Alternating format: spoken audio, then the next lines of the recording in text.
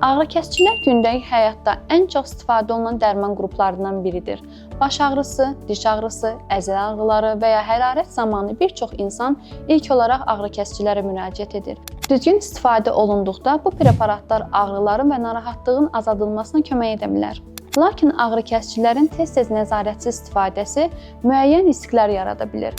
Məsələn, bəzi ağrıkəsicilərin uzun müddətli istifadəsi mədə problemlərinə, mədə qıcıqlanmasına, hətta mədə qanaxmalarına səbəb ola bilər. Digər tərəfdən, tövsiyə olunan dozadan artıq qəbul edilməsi qaraciyər və böyrəklərə əlavə yük yarada bilər. Bəzən insanlar tez-tez təkrarlanan baş ağrılarını və ya digər ağrıları sadəcə ağrıkəsici qəbul etməklə aradan qaldırmağa çalışırlar. Ancaq unutmaq olmaz ki, ağrı xəstəlik deyil, orqanizmin verdiyi siqnaldır. Davamlı və tez-tez təkrarlanan ağrıların arxasında müxtəlif səbəblər dayana bilər və bu səbəblərin araşdırılması vacibdir. Əgər ağrıkəsiciyə tez-tez ehtiyac duyursunuzsa və ya ağrıların uzun müddətdir davam edirsə, özbaşına müalicə ilə kifayətlənməyin.